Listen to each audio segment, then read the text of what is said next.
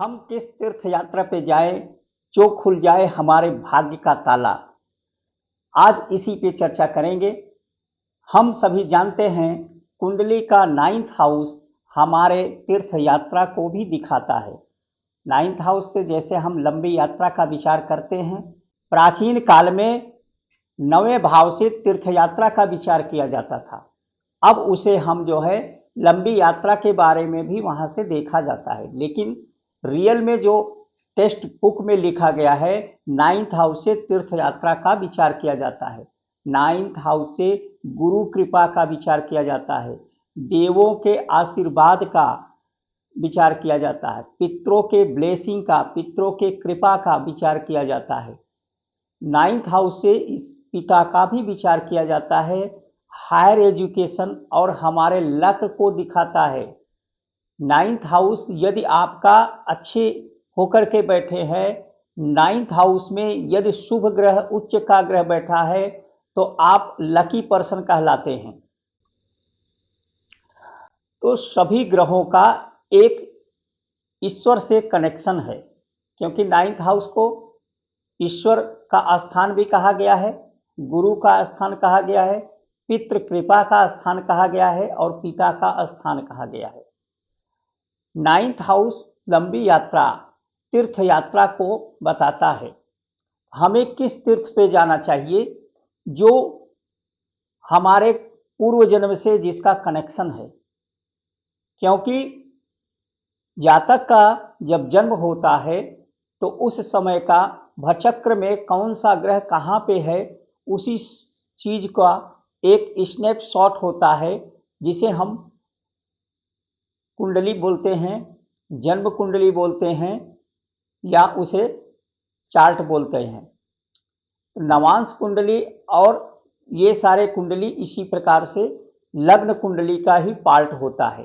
तीर्थ यात्रा, हमें कौन सी तीर्थ यात्रा पे जाने से हमारा हो जाएगा भाग्योदय, क्योंकि हम बहुत परिश्रम करते हैं लेकिन भाग्य साथ नहीं देता है तो सारा परिश्रम मिट्टी हो जाता है। क्लास में 60 बच्चे एक साथ पढ़ते हैं, मेहनत सभी करते हैं, लेकिन कुछ उसमें से ऐसे स्टूडेंट होते हैं जो बहुत मेहनत करते हैं, लेकिन जिसका भाग्य साथ देता है वह सफल हो जाता है। हम मानते हैं 70% कर्म का फल होता है, लेकिन 30% भाग्य साथ देता है। भाग्य भले 30% साथ देता है, लेकिन कर्म का प्रधान कहा गया है, फिर भी जिसका भाग्य साथ नहीं देता है वह अपने दौर में पीछे रह जाता है। मुकेश अंबानी के साथ में उनके दोस्त, बहुत सारे मित्र उनके साथ काम कर रहे थे। ये जरूरी नहीं है कि सिर्फ मुकेश अंबानी ने कठोर परिश्रम किया, उनके साथ और लोग भी उनसे अधिक परिश्रम कर रहे होंगे, लेकिन उनका भाग्य साथ दिया, वे सफल उद्योगपति बने। इसी प्रकार से मेहनत बहुत सारे लोग करते हैं, कर्म बहुत सारे लोग करते हैं, लेकिन 30% जब साथ देता है तो सारे कर्म धरे के धरे रह जाते हैं। आप अनुभव भी करते होंगे कि आप मेहनत से पीछे नहीं हट रहे हैं, आपके पास सारी सुविधाएं भी हैं, रिसोर्सेज भी हैं, फिर भी आप असफलता प्राप्त कर रहे हैं। इसका कारण है कि आपके 9th हाउस साथ नहीं दे रहा है। आप परेशान हैं, इसका मतलब है 9th हाउस आपका साथ नहीं दे रहा है। ज्योतिष शास्त्र में 9th हाउस का महत्व सबसे ज्यादा है, क्योंकि 9th हाउस लक्ष्मी स्थान होता है।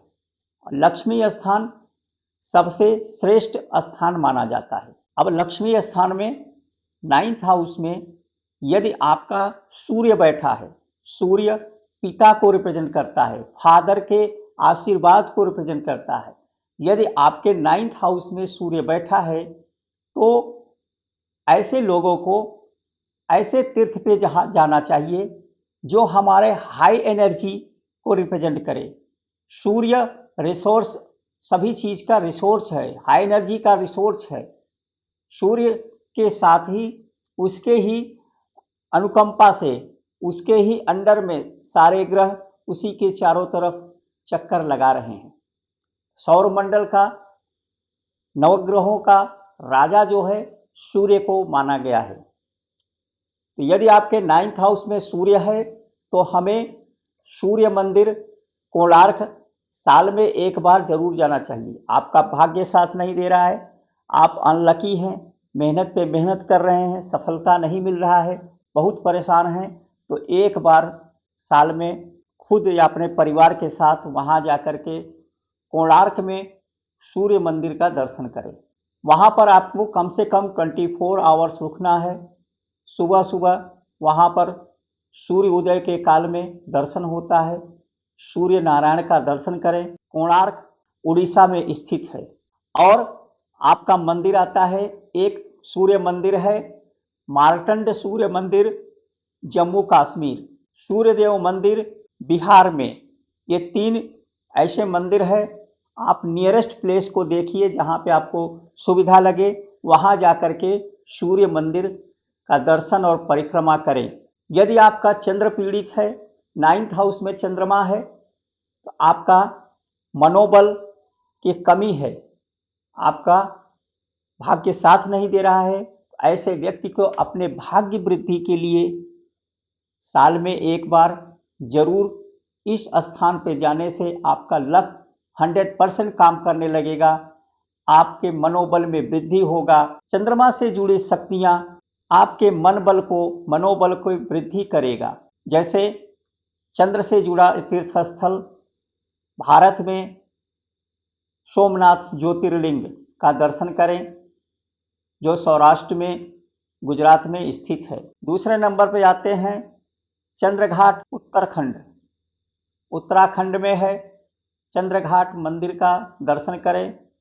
तीसरा है मानसरोवर तिब्बत में, जहाँ पर हाई एनर्जी है वाटर रिसोर्सेज का, वहाँ पर आप जाकर के साल में एक बार जरूर तीर्थ यात्रा करें या जीवन में एक बार जरूर जाएं, आपका भाग्य साथ देने लगेगा।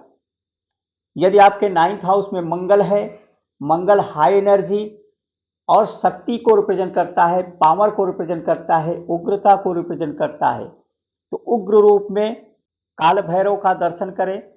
काल भैरव काशी में, या आप महाकालेश्वर मंदिर उज्जैन से आ सकते हैं, अथवा आदिशक्ति जगदम्बा कामाख्या देवी मंदिर आसाम में जाकर के एक बार दर्शन करके आइए।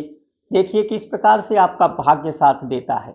इसी प्रकार से यदि 9th हाउस में आपका बुध बैठा है, तो बुध के लिए, बुध किस चीज़ों का कारक है?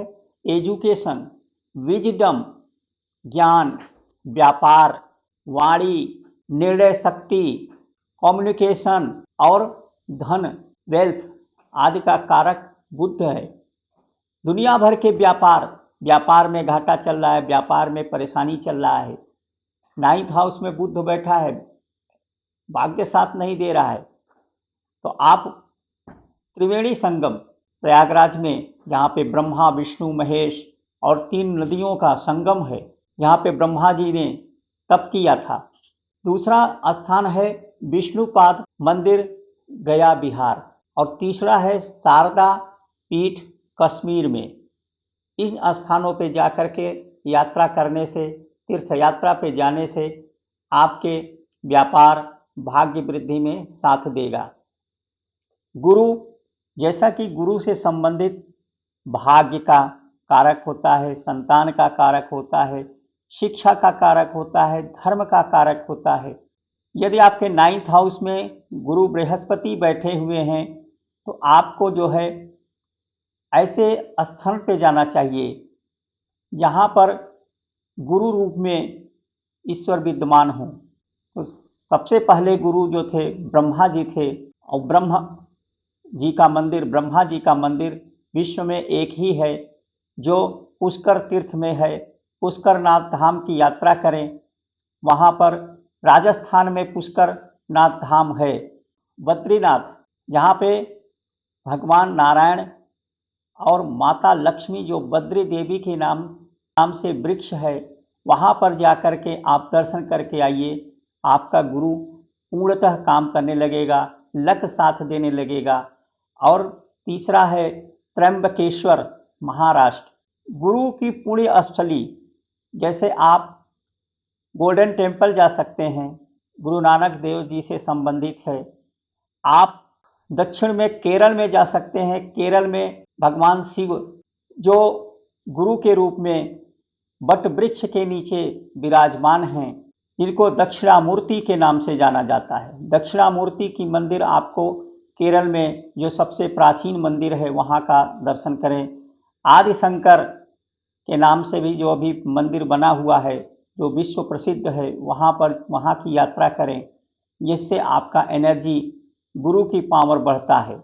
9th हाउस में आपका शुक्र बैठा है। शुक्र हमारे वैवाहिक सुख, भोग विलास, लग्जरी लाइफ, धन संपत्ति आदि का कारक है, और इसके लिए लक्ष्मी प्लस विष्णु, लक्ष्मी नारायण मंदिर भुवनेश्वर में है, वहाँ पर जाकर यात्रा करें। केदारनाथ उत्तराखंड में है, केदारनाथ की यात्रा करें। फिर तिरुपति बालाजी आंध्र प्रदेश में विराजमान हैं भगवान, विश्व प्रसिद्ध मंदिर तिरुपति बालाजी। शुक्र किस चीज को रिप्रेजेंट करता है? फाइनेंस को रिप्रेजेंट करता है। यदि आपके व्यापार में किसी तरह का घाटा चल रहा है, आप बार बार परेशान हैं, तो बहुत सारे भारत में ऐसे लोग मिल जाएंगे। सबसे ज़्यादा वहाँ पे दान इसीलिए होता है क्योंकि आपका व्यापार नीचे चलता जा रहा है, आप व्यापार में डूबते जा रहे हो। तो तिरुपति बालाजी जाइए और तिरुपति बालाजी को अपना बिजनेस पार्टनर बना करके ईमानदारी से जो भी आपको धन मिलता है उसका कुछ भी परसेंट उनको दान करना शुरू कर दीजिए, लिख कर रख लीजिए। इससे आपको व्यापार में वृद्धि होना ही होना है। 9th हाउस में शनि किस प्रकार से हमारे भाग्य के लिए बाधक का कार्य करता है और उसे सही करने का क्या उपाय है, इस पे चर्चा करेंगे। 9th हाउस में आपका यदि शनि बैठा है तो व्यक्ति को सन्यासी बना देता है। 9th हाउस रिप्रेजेंट करता है भाग्य वृद्धि, तीर्थ यात्रा को। 9th हाउस में यदि शनि महाराज बैठे हैं तो आपको भद्रकाली महाकाली की उपासना करना चाहिए। 9th हाउस में यदि शनि है तो आपको शनि श्रृंगापुर जाना चाहिए, महाराष्ट्र में जो है, जो विश्व प्रसिद्ध है। कोकिलाबन धाम वृंदावन, जहाँ पे हनुमान जी और शनि जी का मंदिर विद्यमान है। उज्जैन काल भैरव मंदिर जाना चाहिए, इससे आपके शनि आपका हेल्प करने लगेगा, आपके भाग्य साथ देने लगेगा। यदि 9th हाउस में राहु बैठे हैं तो राहु के लिए श्रीकालहस्ती मध्य प्रदेश में स्थित है। राहु का यहाँ पे मंदिर है। नागेश्वर ज्योतिर्लिंग जो द्वारका वन में है गुजरात में, वहाँ पर जाइए यदि राहु आपका 9th हाउस में बैठे हैं। नाथ द्वार जाइए, राजस्थान में मंदिर है। यदि आपका 9th हाउस में केतु है, भाग्य साथ नहीं दे रहा है, केतु मोक्ष, आध्यात्मिक ज्ञान, पराज्ञान का कारक है, लक साथ नहीं दे रहा है, तो एक बार जरूर केतु के लिए गणपति पूले मंदिर महाराष्ट्र में है, वहाँ पे जाकर के उस तीर्थ यात्रा का दर्शन करें। ऋषिकेश जा सकते हैं, जहाँ तपोवन है, जहाँ पे ऋषियों ने तप किया है आध्यात्म के लिए। और त्र्यंबकेश्वर है, जहाँ पर भगवान आदि शंकराचार्य जी ने काफ़ी लंबे समय तक तप किया। ऐसे तपोभूमि पर जाकर के आप वहाँ पे दर्शन करें, पूजन करें, आपका केतु आपका भाग्य बदल देगा। इसे आप लोग जरूर आजमाइए, इसका रिजल्ट आपको मिलेगा। क्योंकि पहले के समय में लोग जब परेशान हुआ करते थे तो जरूर तीर्थ यात्रा पर जाया करते थे, और उनका जाने आने का कोई और जरिया नहीं था। न तो कमाने के लिए जाते थे, क्योंकि सब लोग खेती पे निर्भर थे और खेती घर पे करते थे, और बीच बीच में तीर्थ यात्राएं करते थे और अपने शेयर कुछ वहाँ पर दान करके आते थे। तीर्थ यात्रा का मतलब है दान करना। कहीं पे जाओ दान जरूर करो, क्योंकि हमारे पास जो भी है श्रद्धा पूर्वक दान करना चाहिए। और ये भ्रम में नहीं रहना चाहिए कि मुझे लग्न के स्वामी का से संबंधित वस्तु का दान नहीं करना है, ये गलत धारणा है। गीता में भगवान कृष्ण ने कहा है, दान सभी व्यक्ति को देना चाहिए। कोई ज्ञान का दान दे रहा है, कोई धन का दान दे रहा है, कोई अन्न दान दे रहा है। इसलिए दान करना श्रेष्ठकर उपाय है। तीर्थ यात्रा पे जाएं, आपका सभी मनोकामना पूर्ण होगा। आपको ये वीडियो अच्छा लगे, आप इसे लाइक एवं सब्सक्राइब करें और इसी तरह का वीडियो देखने के लिए आप हमें कमेंट्स कर सकते हैं। धन्यवाद।